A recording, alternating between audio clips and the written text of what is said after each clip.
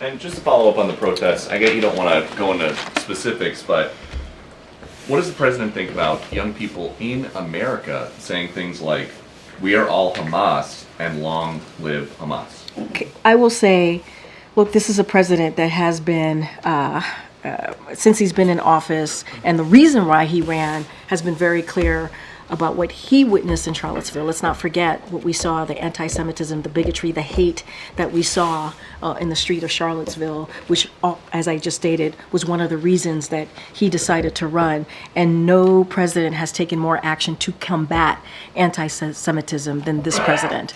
And so, in our national strategy, we made clear that when Jews are targeted because of their beliefs, because of their identity, or when Israel is singled out because of anti-Jewish hatred, that is anti-Semitism, and that is completely unacceptable.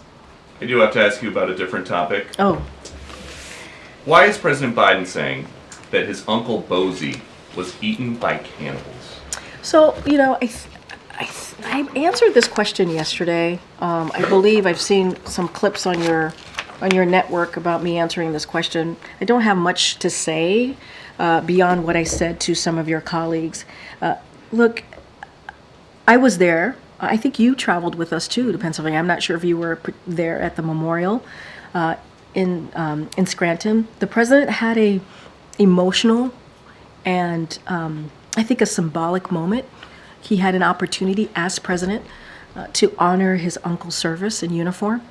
He had an opportunity to be there as president, to speak to the bravery of his uncle, and not just his uncle, but many U.S. service members that put their lives on the line on behalf of this country. So his uncle, who lost his life when the military aircraft he was on crashed in the Pacific after taking off near New Guinea, the president highlighted his uncle's story as he made the case for honoring our sacred commitment to equip those we send to war and take care of them and their families when they come home. And as he iterated, the last thing American veterans are, or the last thing Americans should be called, are suckers and losers. And that is, those types of words should not come from a commander-in-chief, as we have in the past. And we should actually be lifting up our American veterans and honoring them. And that's what you saw from this president. And I agree. Second Lieutenant Ambrose J. Finnegan was a war hero.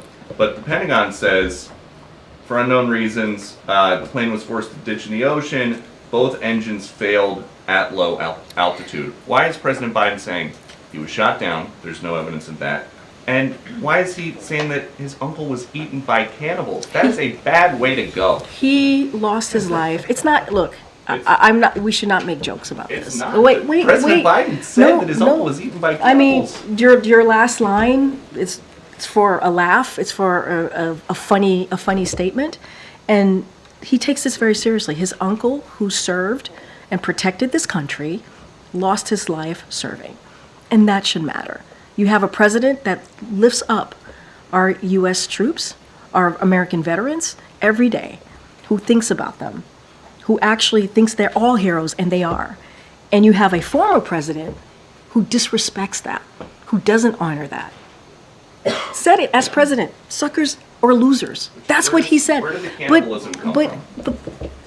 I think you're missing the point. The point is you have a president that lifts up American veterans, who lifts up our U.S. service members.